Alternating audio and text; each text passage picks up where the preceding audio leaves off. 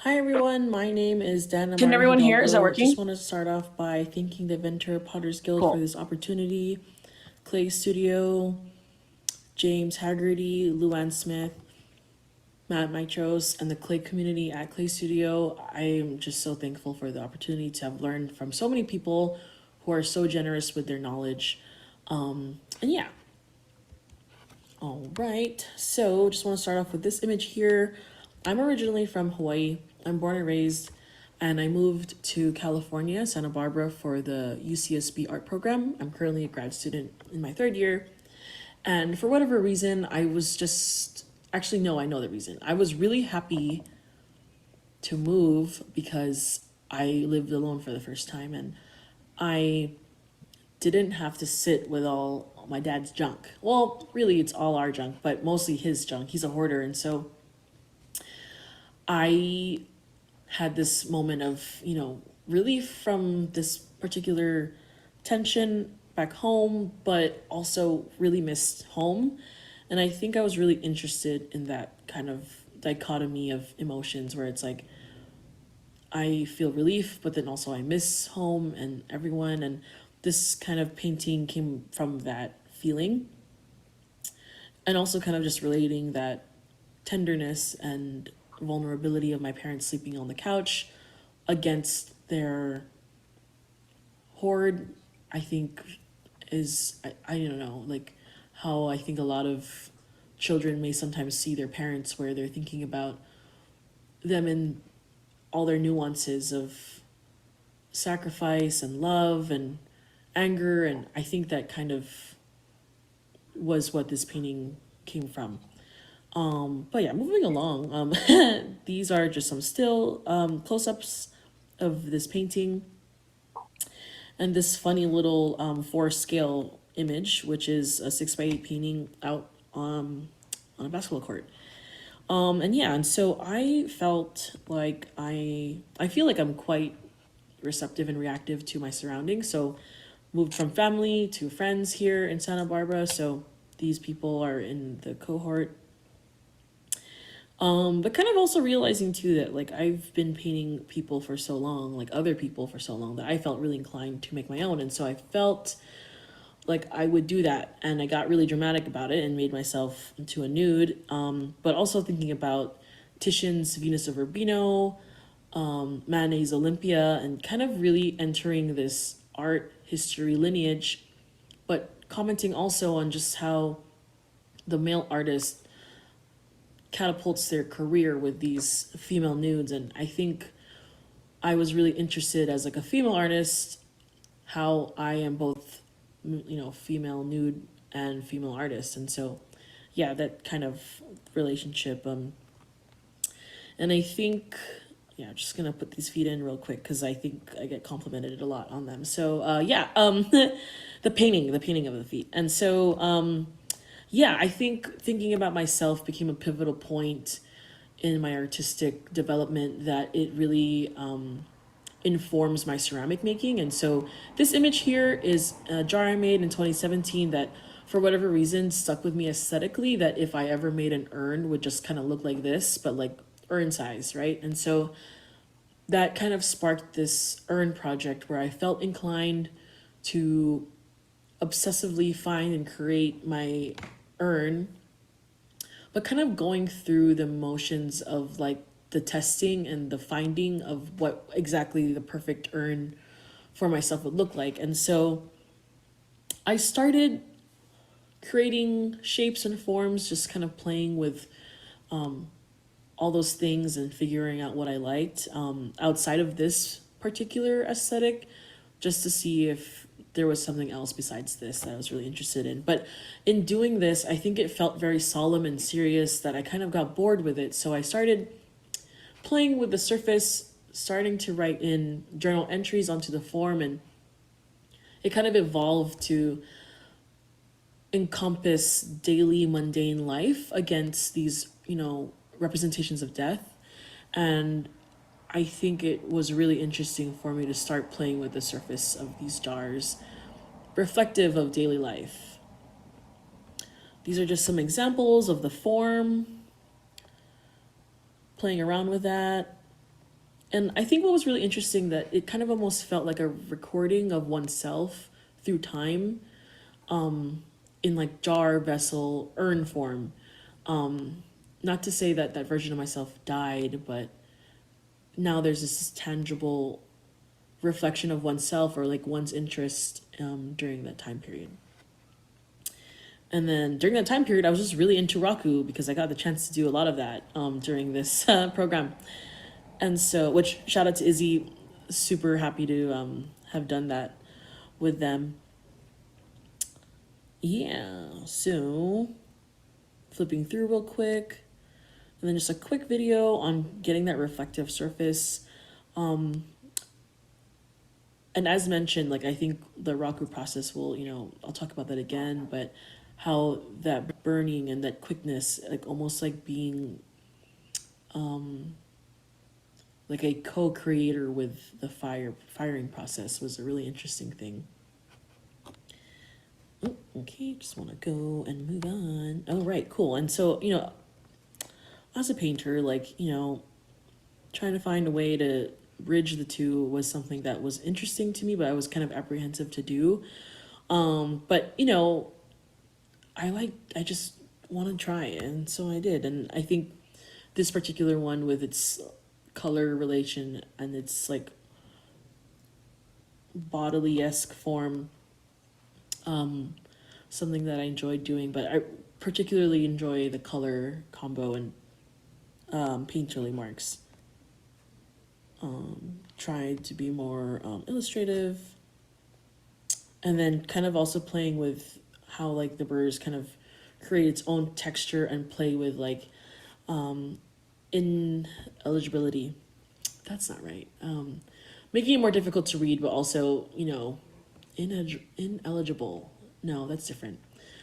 Illegible. There you go. Okay, so yeah, kind of just making the shadow make it more activated, I would suppose is a good word. And then of course Raku again, hair, that's my own hair, and that kind of starts to play more into other pieces. Then just some quick slides on an installation I did at the Glassbox Gallery at UCSB. And of course, I'm sure this is very telling that I'm a two-dimensional artist first and foremost, and I don't know how to put anything on a pedestal. But anyways, hair. This is another instance where I do kind of experiment with using hair as a means of activating a surface of a vessel. Just a quick video of that process. I'm sure people are really familiar, but yeah, I just like would collect my hair. Originally I was gonna felt with it. I still have enough to do both, like to burn and to felt, but this came first, and I just, creating these marks with a timeline is kind of just like, really needing to be intuitive with the process. All right, let's keep going. And then, yeah, so of course, hair. What's after hair is skin. And so, right, when you collect the dry bits from your really dry heels, there's like a powder. And so I took my powder skin and threw it on the pot in a similar motion, just to like really thinking about like the burning of one's body, but still actively being alive, right? It's kind of like a point that was really interesting for me. Just some close-ups of that. Just for the sake of time, I'm gonna skip that video. Okay, no. And then yeah, so hair, but then also really enjoying the way that the hair kind of looked even as it was burned. I think there's more sides in that. And then yeah, also being really interested in the phallic form. Use that also just to see what the hair would look like. But the remnants of hair that didn't burn was also really interesting to me. And it was incredibly fragile, and this doesn't exist anymore, but this, at least for me, I feel like would be something that would be really interesting in the future.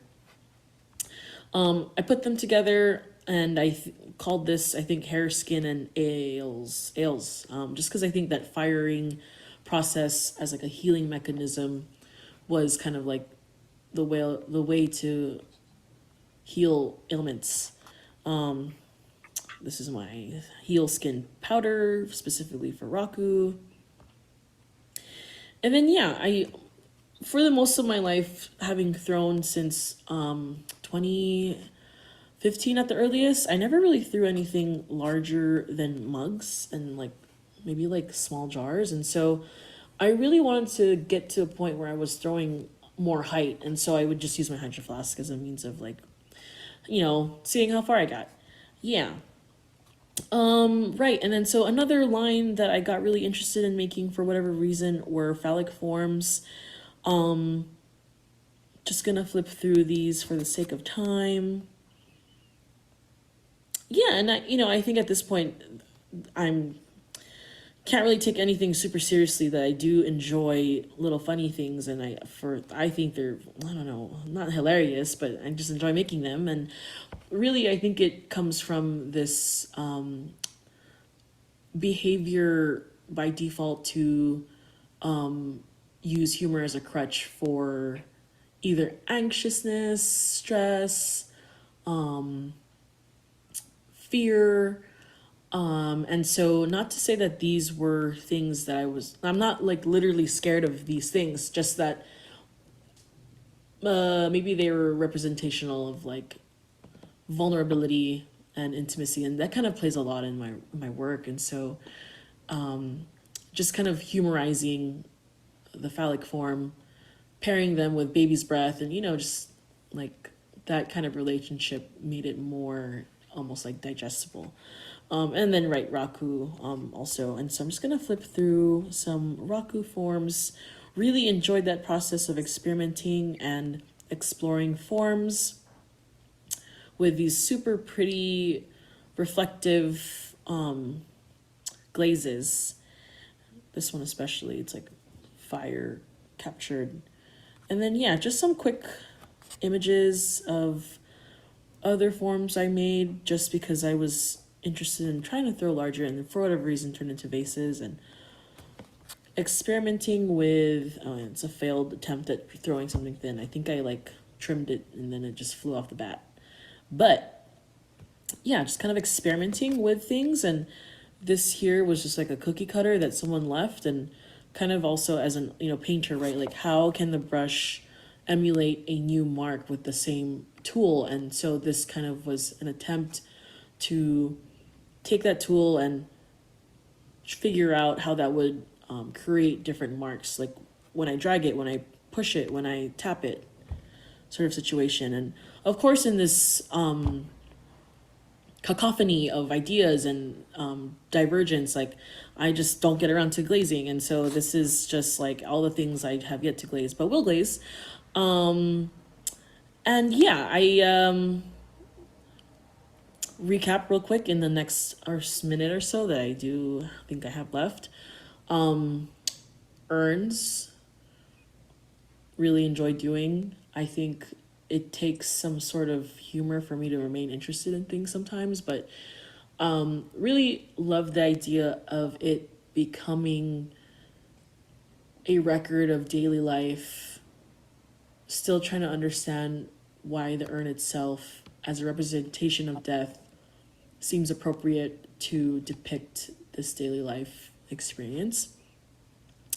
The use of my body in raku, I think, is also something that I gravitate to a lot. Kind of very different, of course, aesthetically, and the body maybe not be as, like the vessel itself, not be as important to that conversation as the urn, but this use of the body and its burning has been really interesting to me. And then, of course, like the phallic forms have just been, for what have been really fun to do. And I just think they're funny, and I just make a lot of them. And yeah, that is me. And for the sake of time, I will just cut this off just like this. Thank you. Bye. All right, cool. Yep, that was me. And yeah, that. Let me see. Stop broadcasting. Come back. Okay. Yes. Yeah. Thank you. It was a really cool opportunity to work at Clay Studio. Thanks, Dannah. Thanks. We appreciate that.